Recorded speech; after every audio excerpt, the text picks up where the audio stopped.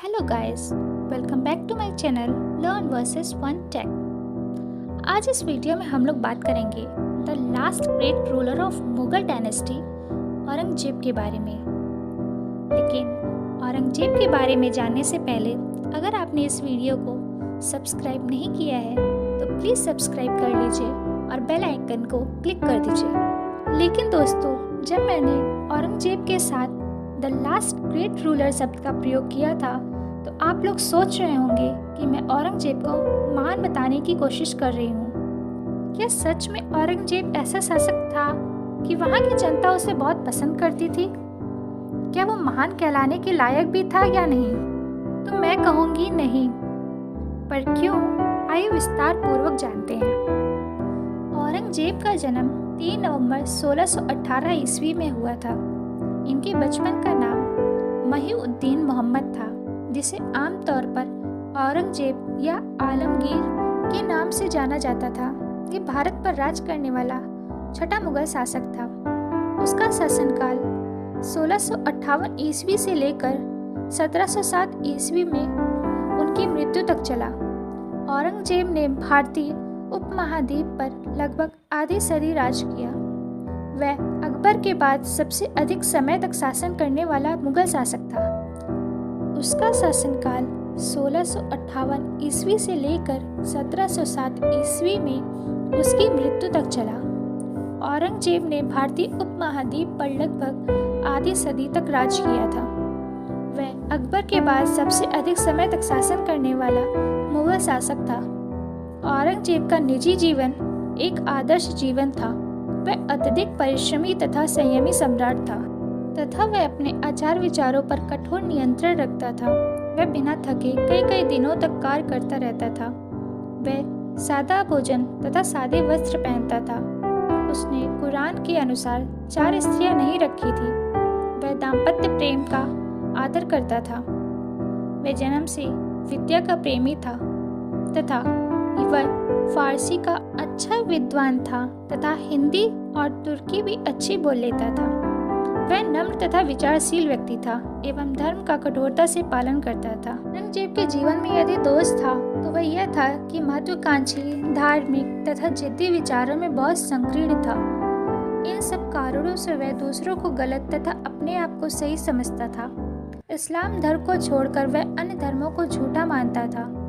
यह सब होते हुए भी औरंगजेब का सामाजिक जीवन वैसा नहीं था जैसे एक आदमी का होता है।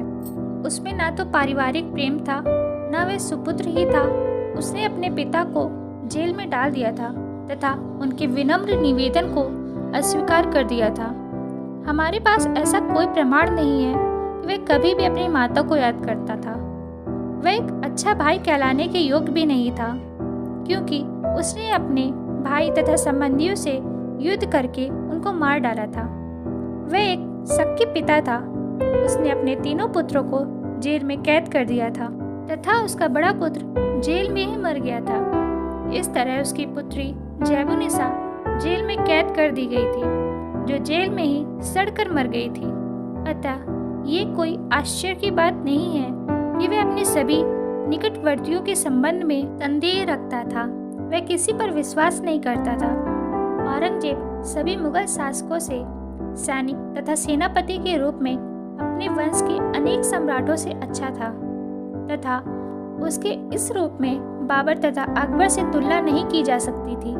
उसमें शारीरिक बल, सहनशीलता तथा स्वभाव की सहिष्णुता बहुत अधिक थी तथा वह घनघोर युद्ध में भी अपने को जोखिम में डालने से भी नहीं घबराता था। उसने बलक के युद्ध में अत्यधिक निडरता तथा निर्भीकता दिखाई तथा युद्ध के समय में नमाज के समय नमाज पढ़ने के लिए घोड़े से उतर गया था। वह एक युद्ध कुशल सम्राट था तथा अपने शत्रु की भूल तथा दुर्बलता का सदा लाभ उठाता था। वह अनुशासन प्रेमी सम्राट था। एक सम्राट अपने शरीर में जितना कार्य कर सकता था वह उससे अधिक कार्य करता था। औरंगजेब सभी मुगल शासकों में सबसे योग्य था। औरंगजेब एक कट्टर सुन्नी मुसलमान था। वह इस्लाम के कानूनों का सच्चा पालन करता था। अपनी कट्टर सुन्नी प्रजा के लिए वह जिंदा पीर था। यदि अकबर भारतीय इतिहास में अपनी उदारता सहिष्णुता तथा सुलह कुल की नीति के लिए विख्यात था, तो औरंगजेब अपनी कठोरता, असहिष्णुता तथा धर्म आनंदता के लिए विख्यात था। अकबर ने अपनी धार्मिक नीति की सहायता से भारत की बहुसंख्यक जाति को अपनी शुभचिंतक जनता के रूप में तैयार करके अत्यंत सरलता व सफलतापूर्वक शासन किया। अकबर की धार्मिक नीति का परिणाम बहुत लाभदायक रहा। अधिकांश भारतीय जनता ने अकबर की धार्मिक नीति का हृदय से स्वागत किया। भारत की हिंदू जनता, मुसलमान, फारसी, जैन आदि अनेक धर्म के लोगों ने अकबर की इस नीति का समर्थन किया। अकबर की धार्मिक नीति ने मुगल साम्राज्य के विस्तार में बहुत सहयोग दिया था तथा अकबर एक राष्ट्रीय साम्राज्य के रूप में प्रसिद्ध हो गया। किंतु औरंगजेब के पतन का एक प्रमुख नहीं तो सहायक कारण अवश्य धार्मिक कट्टरता था। औरंगजेब ने धार्मिक कट्टरता की नीति के कारण अधिकांश हिंदू जनता को अपना शत्रु बना लिया था। औरंगजेब वास्तव में अपना शासन इस्लाम के सिद्धांतों के अनुसार चलाना चाहता था, परंतु उसने वास्तव में अत्यधिक आदिवादी दृष्टिकोण को अपनाया, जो उसके लिए हानिकारक सिद्ध हुआ। औरंगजेब कुरान के नियमों का पालन करता था तथा संपूर्ण भारत को इस्लाम में परिवर्तित करना चाहता था। अतः उसने जो भी कार्य किए और कानून और नियम बनाए, वे सभी इस्लाम पे आधारित थे। औरंगजेब का विचार था कि कलमा एक पवित्र चीज है जो हिंदुओं के छूने से अपवित्र हो जाएगी, तो उसने मुद्रा पर कलमा खुदवाने पर प्रतिबंध लगवा दिया। नवराज पारसियों का एक प्रमुख त्योहार था, उसने इस उत्सव को मनाने पर प्रतिबंध लगवा दिया। औरंगजेब को सुन्नियों की सहायता से ही भय प्राप्ति हुई थी, तो सुन्नियों की पुष्टिकरण की नीति के अंतर्गत उसने इस्लाम धर्म को राजधर्म घोषित कर दिया। मस्जिद की देखरेख हेतु औरंगजेब ने स्थायी प्रबंध किए तथा मरम्मत के आदेश दिए। औरंगजेब ने मद्यपान पर रोक लगा दिया। वह स्वयं भी मदिरापान नहीं करता था और मदिरापान करने वालों को कठोरतम दंड देता था। औरंगजेब ने हिंदू ज्योतिषी का अपमान करके अपने दरबार से निकाल दिया था तथा राज्य आज्ञा के द्वारा हिंदू पंचांग पर भी प्रतिबंध लगवा दिया था। औरंगजेब ने दरबार में हिंदुओं को भी सलाम वालेकुम द्वारा ही अभिवादन करने पर बल दिया। औरंगजेब ने घोषणा की कि कोई भी स्त्री, पीर तथा औलिया की मज़ारों पर नहीं जाएगी। सन 1668 ईस्वी में औरंगजेब ने अकबर के काल की झरोखा दर्शन पद्धति को समाप्त कर दिया था। इस नियम के अनुसार सम्राट प्रतिदिन सुबह का समय अपनी प्रजा को देता था। अपने शासन के 10वें वर्ष में औरंगजेब ने संगीत पर भी प्रतिबंध लगवा दिया। उसने संगीत को कुरान के विरुद्ध बताया। उसने गाने बजाने वालों तथा नृत्यकियों आदि सभी को दरबार से बाहर निकाल दिया। औरंगजेब की रुचि चित्रकला में भी नहीं थी। उसने चित्रकला को भी इस्लाम के विरुद्ध बताया तथा चित्रकला को भी नष्ट करवा दिया। औरंगजेब की दोषपूर्ण नीतियों के कारण भारत की हिंदू प्रजा ने उससे शत्रुता मोल ले ली, जो वास्तव में आगे चलकर उसके लिए हानिकारक सिद्ध हुई। उसने अनेक ऐसे नियमों को अपनाया, जैसे मंदिरों और पाठशालाओं को नष्ट करना, हिंदुओं पर जजिया कर पुनः लगाना, तीर्थ यात्रा पर कर, हिंदुओं के पर्वों पर रोक, धर्म परिवर्तन हेतु प्रलोभन, हिंदुओं की सुविधाओं के पर प्रतिबंध लगाना, मेलों पर प्रतिबंध लगाना एवं सिया मुसलमानों पर अत्याचार। अतः औरंगजेब ने इन नियमों द्वारा अपनी कट्टरता का परिचय दे दिया, जो भविष्य में उसके पतन हेतु आवश्यक कारण के रूप में सामने आई। अकबर के काल से राजपूत मुगल सत्ता के ऊर्जावान मित्र व प्रहरी थे। इसका कारण अकबर की उदार धार्मिक नीति व राजपूत नीति थी, किंतु औरंगजेब ने धार्मिक व राजपूत नीतियों में बड़ा फेरबदल किया, जिससे मुगलों और राजपूतों से संबंध टूट गए। औरंगजेब कट्टर सुन्नी मुसलमान था। वह न तो राजपूतों के साथ मैत्री संबंध रखना चाहता था और न उनको शासन में महत्व का पद देने के पक्ष में था। इसका एक कारण राजपूतों का उत्तराधिकारी युद्ध के समय दारा का साथ देना था। इससे राजपूत उसके शत्रु हो गए। राजपूतों के विद्रोह ने मुगल साम्राज्य के नींव को हिला दिया। शाहजहां के शासनकाल में जसवंत सिंह मुगल मनसबदार थे। सन 1671 ईस्वी से जसवंत सिंह पंजाब के फौजदार के पद पर नियुक्त हुए। 20 दिसंबर 1678 ईस्वी में जामरूद में उनका देहांत हो गया। जय सिंह की कुछ वर्ष पहले ही मृत्यु हो गई थी। जसवंत सिंह की मृत्यु से बादशाह औरंगजेब को बड़ी प्रसन्नता हुई। उसने मारवाड़ को मुगल साम्राज्य में मिलाने की आज्ञा दे दी। औरंगजेब ने मारवाड़ के प्रति और भी कठोर कदम उठाए। जब महाराजा जसवंत सिंह का परिवार जामरूद से मारवाड़ जा रहा था, तब रास्ते में लाहौर में उनकी 2 विधवा रानियों ने 2 पुत्रों को जन्म दिया।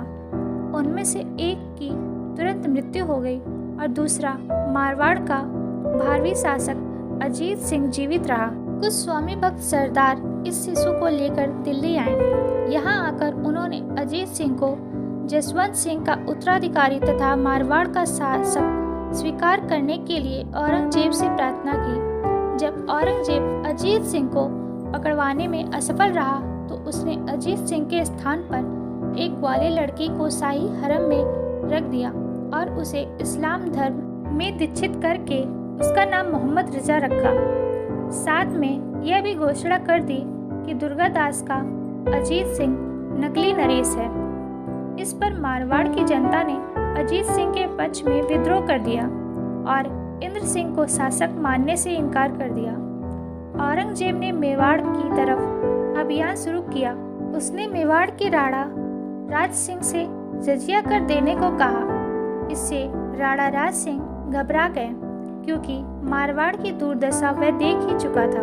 उसने अजीत सिंह का पक्ष लेकर मुगलों से युद्ध करना ही उचित समझा। राणा राज सिंह का पीछा किया गया और फरवरी सन 1680 को उसे हरा दिया गया। सन 1680 में मेवाड़ के राजा राज सिंह की मृत्यु हो गई और इस समय उसका उत्तराधिकारी जय सिंह मेवाड़ का शासक था। राणा जय सिंह ने मुगलों के साथ युद्ध जारी रखा और शत्रुओं को कई बार पराजित किया।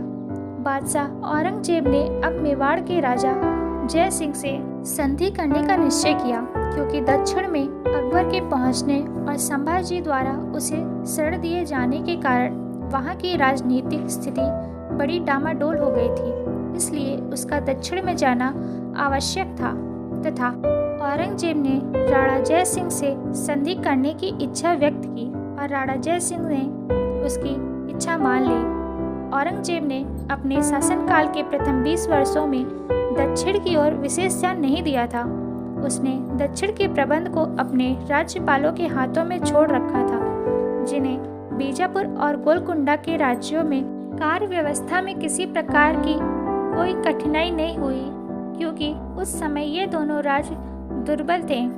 बीजापुर मुगल साम्राज्य के दक्षिण की सीमा राज्य था। इसकी स्थापना यूसुफ आदिल शाह ने की थी। औरंगजेब के काल में वहां का शासक सिकंदर अली था। औरंगजेब इस राज्य के अस्तित्व को सहन कर सका और 1685 ईस्वी में उसने उस पर आक्रमण कर दिया। ही बीजापुर के सुल्तान को आक्रमण की सूचना मिली। उसने गोलकुंडा के सुल्तान से संधि कर ली तथा मराठों से सहायता मांगी। बीजापुर के बाद अब उसकी दृष्टि गोलकुंडा की ओर गई। इस समय गोलकुंडा में अबुल हसन खां का शासन था। वह एक विलासी आयोग व निकम्मा शासक था, अतः वहां की आंतरिक दशा अत्यंत खराब थी। बीजापुर की तरह गोलकुंडा में भी सिया राज था और सियाओं से घृणा के कारण औरंगजेब का वहां आक्रमण करना उसकी धार्मिक कट्टरता का कारण था। गोलकुंडा के सुल्तान ने औरंगजेब के विरुद्ध बीजापुर के सुल्तान की सहायता की थी और मराठों की भी सहायता कर रहा था। औरंगजेब के लिए संपूर्ण भारत पर एक छत्र अधिकार स्थापित करने के लिए मराठों से भी लोहा लेना अनिवार्य था। दक्षिण में औरंगजेब के विरुद्ध मराठे अपनी शक्ति बहुत बढ़ा रहे थे। शिवाजी ने सर्वप्रथम औरंगजेब के मामा शाह इस्ता खां के डेरे पर छापा मारने के बाद उसे भगा दिया। इससे औरंगजेब के क्रोध की सीमा न रही और उसने राजा जसवंत सिंह के नेतृत्व में एक सेना भेजी, परंतु मराठों पर विजय प्राप्त करने में वे असफल रही। मराठे औरंगजेब के लिए बड़ी समस्या बन गए थे। 1689 में गोलकुंडा की विजय, दक्षिण में मुगलों की जीत ने मुगल साम्राज्य का विस्तार 4 मिलियन वर्ग किलोमीटर तक कर दिया था, जिसकी अनुमानित जनसंख्या 158 मिलियन से अधिक थी। लेकिन यह वर्चस्व अल्पकालिक था। लीडेन विश्वविद्यालय में औपनिवेशिक और वैश्विक इतिहास के प्रोफेसर जॉर्ज गॉम्सन कहते हैं कि सम्राट औरंगजेब के अधीन शाही केंद्रीकरण का चरम बिंदु शाही पतन की शुरुआत के साथ हुआ। हालांकि उनके निरंतर युद्ध, विशेष रूप से मराठों के साथ, उनके साम्राज्य को दिवालियेपन के कगार पर ले गए थे, जितना कि उनके पूर्ववर्तियों के व्यर्थ व्यक्तिगत खर्च और ऐश्वर्य के कारण बीमार और मरते समय भी औरंगजेब ने यह सुनिश्चित किया कि जनता को पता चले कि अभी भी वह जीवित हैं, क्योंकि अगर उन्होंने अन्यथा सोचा होता तो उत्तराधिकार के एक और युद्ध की उथल पुथल की संभावना थी। 88 वर्ष की आयु में 3 मार्च 1707 ईस्वी को अहमदनगर के पास भिंगर में अपने सैन्य शिविर में उनकी मृत्यु हो गई। उनके पास केवल 300 रुपये थे, जो बाद में उनके निर्देश के अनुसार दान में दिए गए थे, और उन्होंने अपनी मृत्यु से पहले अनुरोध किया था कि वे अपने अंतिम संस्कार पर फिजूल खर्ची ना करें, बल्कि इसे सादा रखें। औरंगाबाद के खुलदाबाद में उनकी साधारण खुली कब्र महाराष्ट्र अपनी इस्लामी मान्यताओं के प्रति गहरी भक्ति व्यक्त करता है। यह सूफी संत शेख बुरहानुद्दीन गरीब की दरगाह के प्रांगण में स्थित है, जो दिल्ली के निजामुद्दीन औलिया के शिष्य थे।